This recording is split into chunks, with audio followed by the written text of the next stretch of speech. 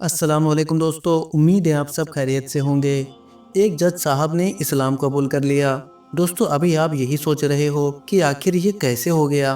तो दोस्तों, आज हम आपको यही बताने वाले हैं कि आखिर वो क्या वजह बनी जिसकी वजह से एक जज ने ही इस्लाम कबूल कर लिया।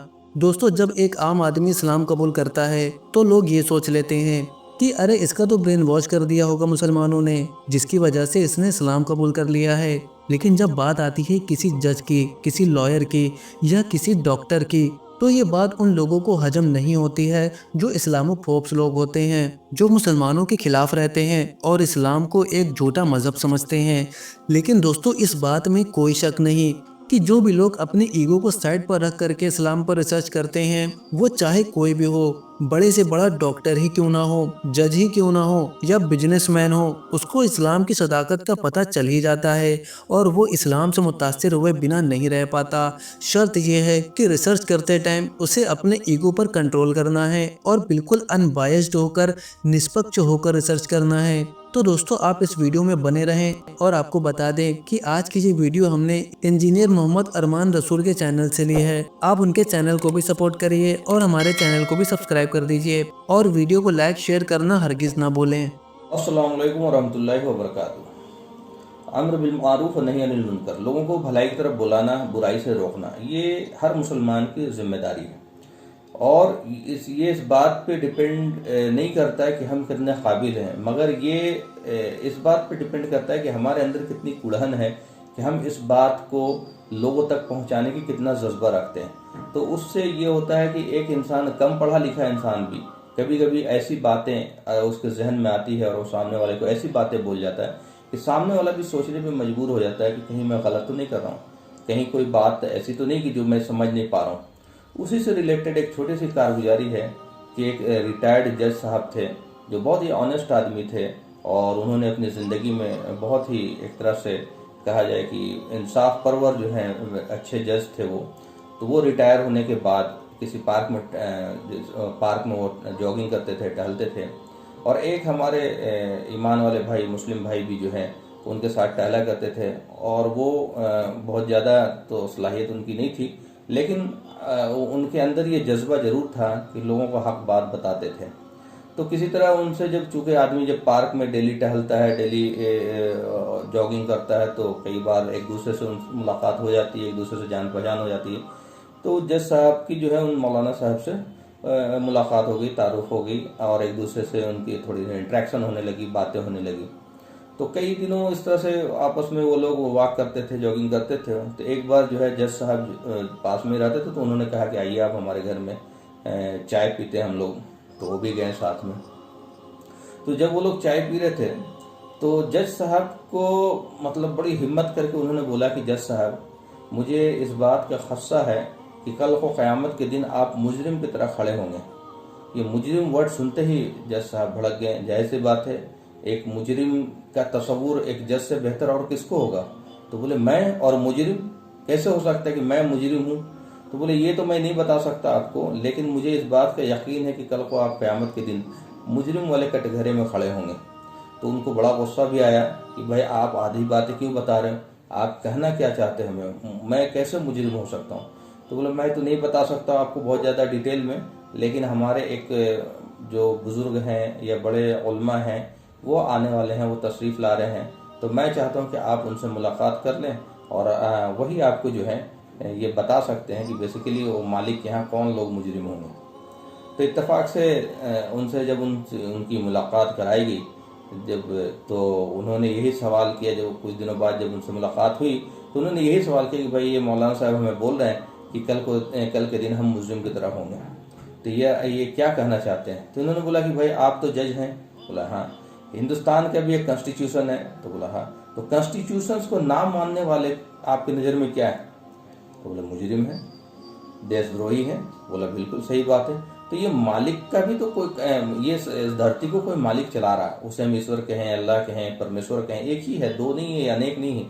तो उसका भी तो कोई कानून होगा, बगैर कानून की तो चीज़ें नहीं चलती। उसका भी तो कोई मकसद होगा जिसने हमें भेजा है, तो वो मकसद भी होगा और एक कानून भी होगा। तो कुरान में भी आता है, वमा खलक़्तुल जिन्ना वल इंसा इल्ला लियअबुदून, हमने नहीं पैदा किया जिन्नात इंसान को मगर अपनी बंदगी के लिए।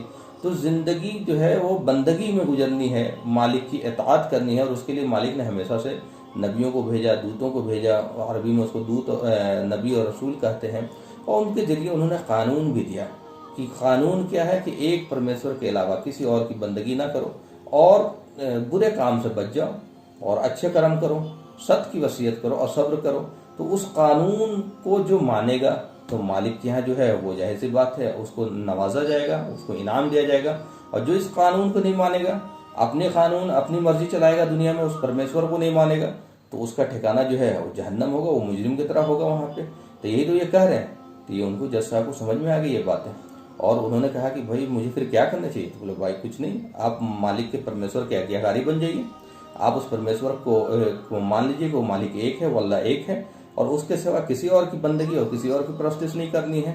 वो मालिक अकेला है, बेनियाज है, आत्मनिर्भर है, ना वो किसी से जना गया, ना उससे कोई जना जाता है, और उसके जैसा ही कोई नहीं हो। बियॉन्ड इमेजिनेशन है, बियॉन्ड परसेप्शन है, बियॉन्ड कंप्रहेंशन है, परिकल्पना से ही बाहर है ना। उसे ना किसी ने देखा है, ना कोई देख सकता है। हाँ, जब हम स्वर्ग में जाएंगे तो सबसे बड़ा इनाम होगा कि उस मालिक का दर्शन करेंगे। तो ऐसे मालिक की बंदगी करना है, और उसके जो कानून है जैसे उन्होंने दूतों के जरिए बताया है, और आखिरी दूत आखिरी नबी मोहम्मद सल्लल्लाहु अलैहि वसल्लम के जरिए हमें उनके ऊपर कुरान नाजिल की गई, रिवील किया गया, और वो सारे कानून ज़िंदगी के जो है बताए गए। तो जो कानून उसको मानेगा जाहिर सी बात है वो मालिक की नज़र में सुरखरू होगा, और जो उसके कानून को नहीं मानेगा वो मालिक की नज़र में जो है मुजरिम होगा। ये बात साहब को समझ में आ गई। तो उन्होंने बोला भाई मुझे क्या करना है। बोला कुछ नहीं, आप उसको यकीन करते हैं। बोला हाँ। तो इसी चीज़ को अरबी में कहते हैं ला इलाहा इल्लल्लाह मुहम्मद रसूलुल्लाह, जैसे जो कलमा है उन्होंने उनको पढ़ाया कि भाई कहे आप गवाही दीजिए कि हमारा मालिक परमेश्वर एक है, और हम उसी की बंदगी करेंगे, उसके साथ किसी को शिर्क नहीं करेंगे, किसी को एसोसिएट नहीं करेंगे, और मोहम्मद सल्लल्लाहु अलैहि वसल्लम अल्लाह के रसूल और बंदे। तो खुशी खुशी उन्होंने उस कलमे को पढ़ लिया। तो ये है बेसिकली कि हमारी ये जिम्मेदारी है कि हम लोगों को हक बात की तलकीन करें। कौन सी बात किसके जहन में समझ में आएगी, कौन सी बात पॉजिटिव लेगा वो, तो ये हमें नहीं मालूम। हिदायत देना अल्लाह के हाथ में है, लेकिन हमें बताया गया है कि हम अपने पैगाम को, जो ईश्वर के पैगाम को पहुंचाने वाले बने। और ये हर मुसलमान की जिम्मेदारी है कि हक बात के लिए वो खड़ा हो, हक बात बोले, हक बात बताए, और अपनी मालिक का जो मैसेज है, जो परमेश्वर का मैसेज है, और जो वो ज्ञान है कि भाई जीवन में क्या करना है और मरने के बाद क्या होगा, कौन लोग जन्नत जाएंगे, कौन लोग दोजख जाएंगे, है ना। तो इसको छुपाना बहुत बड़ा जुर्म है, छुपाना बहुत बड़ा पाप है। तो हम लोग जो है छुपाने वाले बन गए हैं ज़्यादातर लोग, हमें बताने वाला बनना है, और ये उनका हक है। हर इंसान का हक है कि वो सत्य बात को जाने, हर इंसान का हक है कि वो अपने मालिक को पहचाने, हर इंसान का हक है कि वो अपने मालिक के रास्ते पर चल करके स्वर्ग में जाने वाला बने।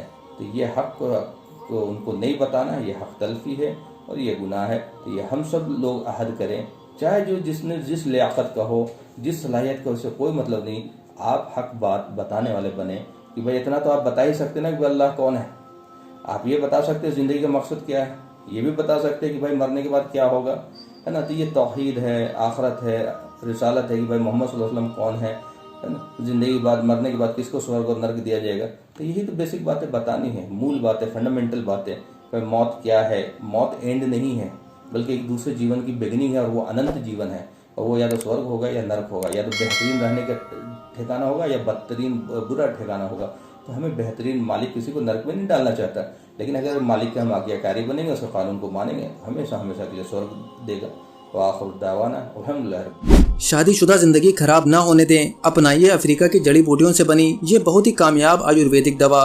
क्योंकि पुरुषों में मर्दाना कमजोरी कभी भी आ सकती है, और हमारी हंसी खुशी जिंदगी भी गमों में तब्दील हो जाती है, और अक्सर यही वजह दूरियों का बाइस बनती है। तो दोस्तों, अगर आप भी इस तरह की परेशानियों से जूझ रहे हैं तो हमसे व्हाट्सएप पर राब्ता करें। सिर्फ 1 ही महीना इस दवा को खानी होती है, इसके बाद बीमारी जड़ से खत्म हो जाती है।